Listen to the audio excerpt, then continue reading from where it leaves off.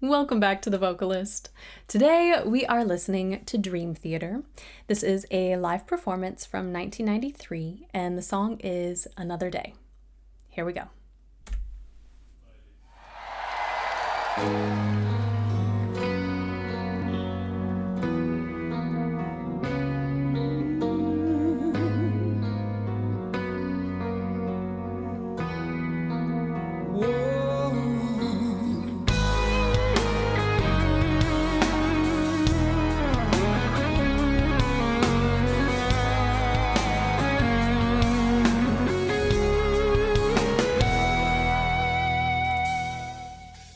Live another day, climb a little higher, find another reason to stay. Ashes in your hands, mercy in your eyes. You've got searching for a silent sky. You won't find it here, looking either way. You won't find it here, so die another day.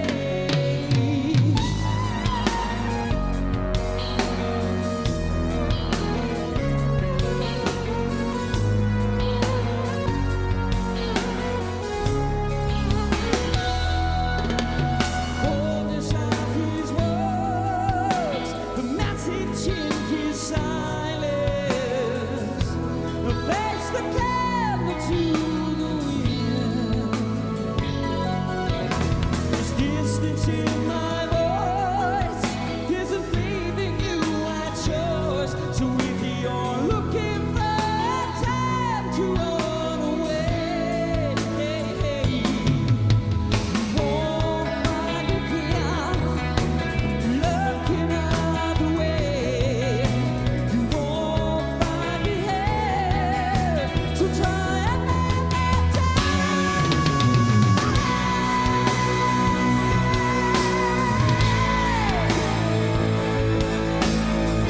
Okay, we're going back. I needed to hear a high note and I will elaborate. Real quickly, I believe in my initial research, this band is considered prog, but I want to confirm that. Okay, American progressive metal band formed in 1985. So, and they've had a lot of musicians come and go, from what I understand. Let's go back to the beginning, because I'm mostly going to focus on vocals. I'll probably comment a little bit on the music itself, but here we go.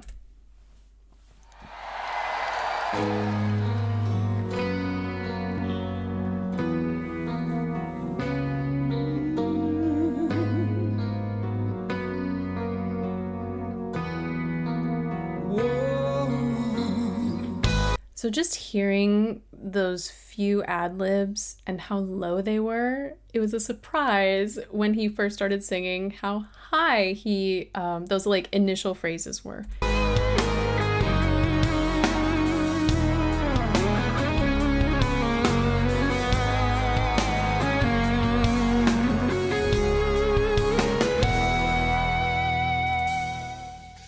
Live another day, climb a little higher. I love the difference in adduction here. Obviously, we're going from high to low, so it's easier in mid-range to relax the chords more and let more air flow through. But I like this choice because sometimes singers are nervous to do that. Like, if you allow more separation, sometimes it's harder to get the chords to fully adduct again later. I also appreciate that he's keeping this fairly light and fairly forward, especially up top. Find another reason to stay. Now, to my ears, there's a little instability here. Let me play that again. Climb a little higher, find another reason to stay. Obviously, he's a professional, so he gets through that pretty seamlessly. We can still distinguish the tone that was intended, the specific note. What I'm guessing happened, so especially when you are shifting through your passaggio and there are a lot of choices one has to make.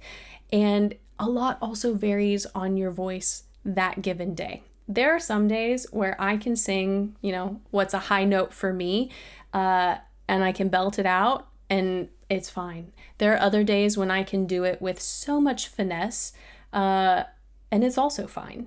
And then there are days where I go for a high note and all sorts of sounds come out. And that's just because for me, I wasn't fully committed to one register or another, or perhaps one onset, one technique, because I wasn't taking into account what my voice was doing that day.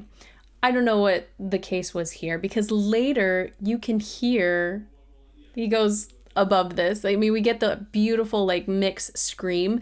So I just thought it was really interesting to hear this particular sound. In my mind, it sounds like he wanted to keep it light-ish, for his voice. But on this given day, I think he needed a little bit more air pressure and a little bit more press, because I feel like we get some of that later. And so I also appreciated kind of hearing him make that, I won't even say correction, but just make a different choice to get the notes to come out the way he wanted. We'll see what happens though, so we're gonna keep going.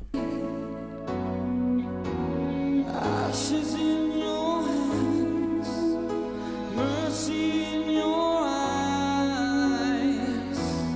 You've got searching for a silent sky. Yeah, you can kind of hear there's a little bit more backspace in that sound.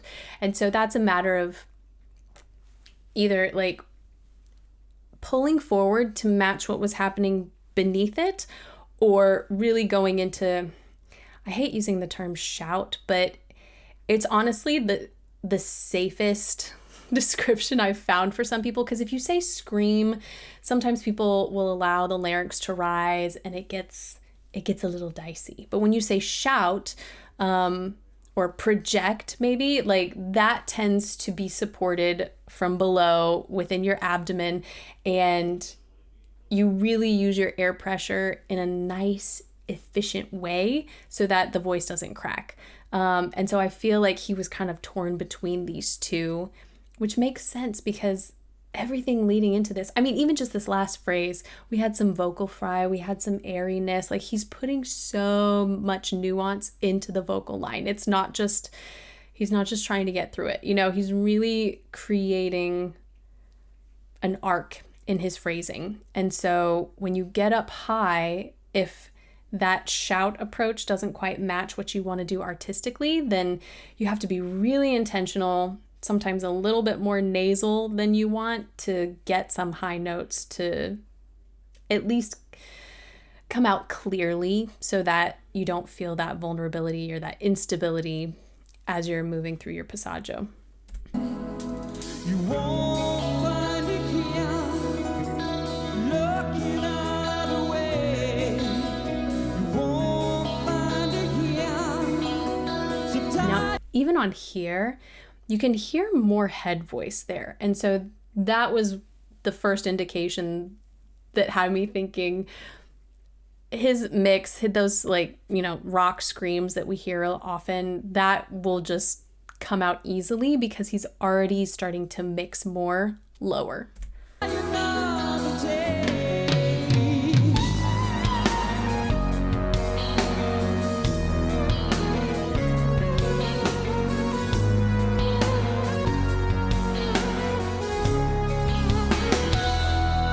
I found this particular section interesting musically because as he's singing, it does have very much a rock ballad sort of tonality to me. Granted, I know I haven't heard every rock song ever, but just the stereotypical sound that I expect from a rock ballad.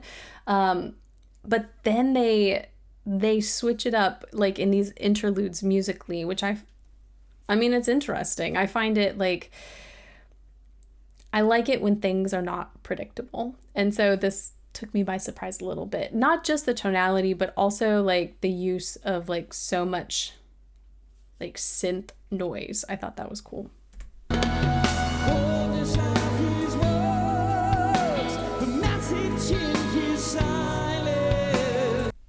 I know he's doing that attack for inflection on the text, but it's really smart because that's giving a little bit more of the air pressure that we need for those high notes.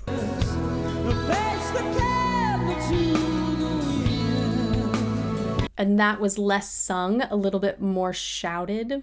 So I think, yeah, this to me just, I love watching this kind of professionalism.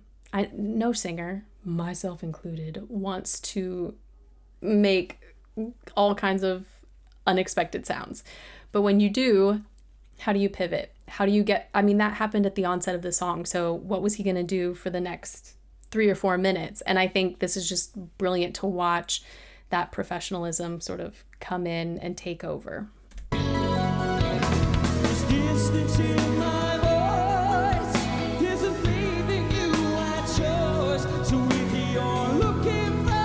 Voice, O is a really challenging note, vowel, note.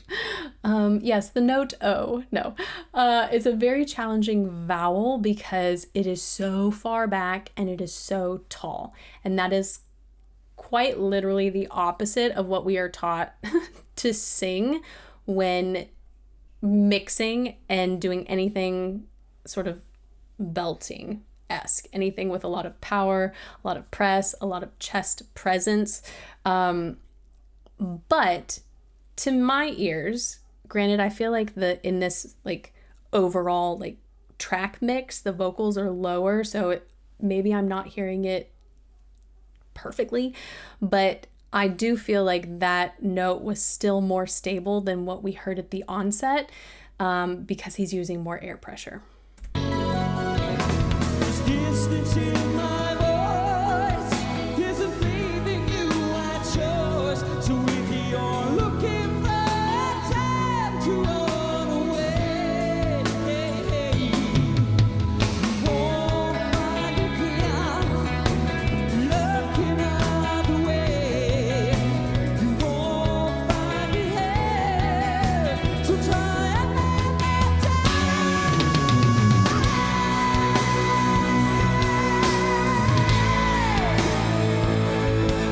Again, that note came as no surprise.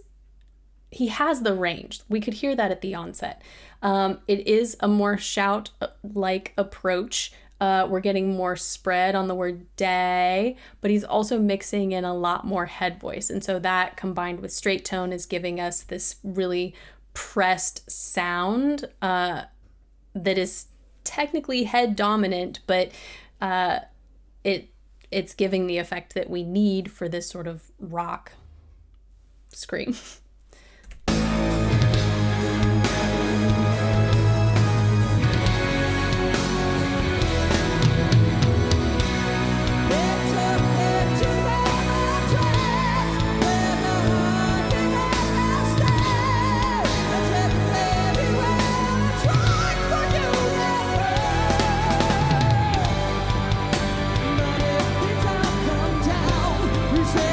Hold on.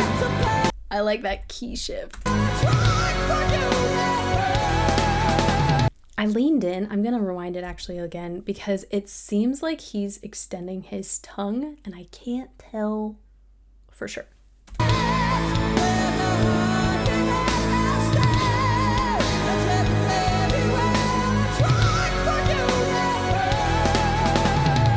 If he is, you guys already know. I like the ideal sort of tongue position is just flat and pillowy and poofy and relaxed.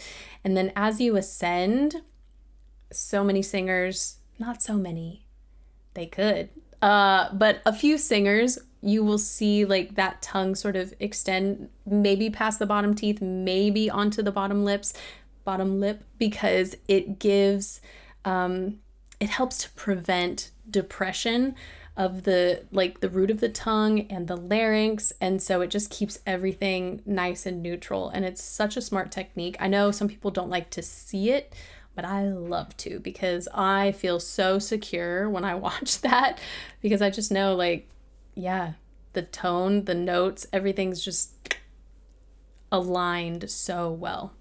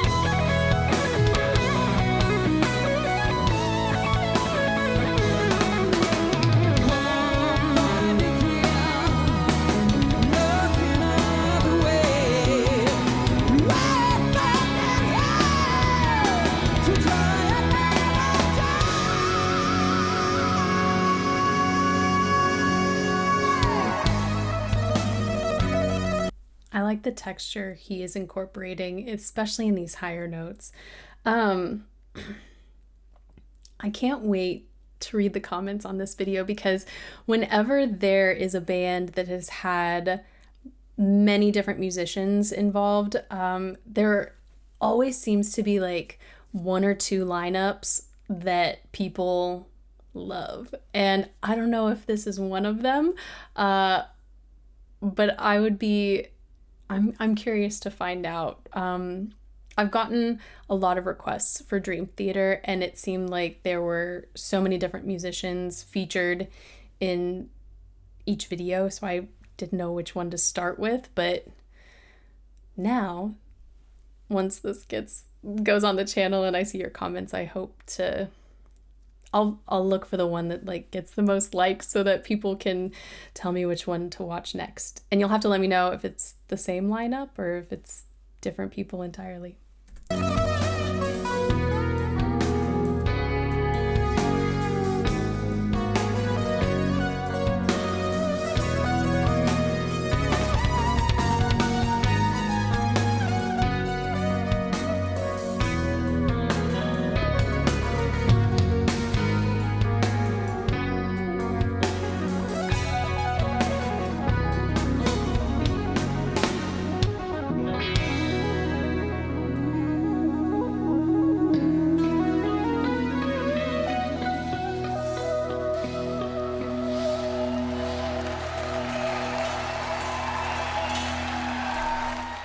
I didn't realize we were so close to the end. Otherwise, I would have waited to share my thoughts. I really enjoyed this one. I definitely enjoyed it musically and just getting to hear this band. But I love the topic, if you guys can't tell. I love talking about mixed voice. And a part of that is because in my own training, it was always head dominant training because I sang classically. And when I think for the longest time I thought, you know, some voices are just meant to belt and some weren't. And then I quickly learned that was not true. So in my own journey, I had to go through all the breaks in the voice and the cracks and the yodels that were really frustrating, but I came out on the other side. And so that is something that I enjoy working with singers on, because it's something that a lot of classically trained singers just don't get taught or aren't exposed to. And this was such a beautiful example of how the voice works and how it reacts to different kinds of techniques. If you are a singer who is trying to bridge that gap from your classical training into something that's more contemporary, I always say there are like two options. The first, when you're trying to eliminate some of that head voice, is to take that shouting approach. But that will only get you so far, because if you think about like lifting weights, and when we're belting, when we're in chest voice, you can't just, well, I can't just pick up a 50-pound weight. I would have to work at it slowly and gradually. So you can take that shouting approach to an extent, but then the other side of things is it's much easier to live in that vulnerability in your technique when you're using less press and less air pressure just for a while, as you build your stamina, as you build your strength, as you train your muscles to sort of be secure in this new technique. So it's not often that I get to hear singers like not have like their best performance. It was still a good performance, but I would imagine those of you who've been listening to the band for years could list a handful of other live performances to watch in which his vocals are even that much better. So that's it for today. Thank you guys so much for this recommendation and for watching with me, and hopefully I will see you next time.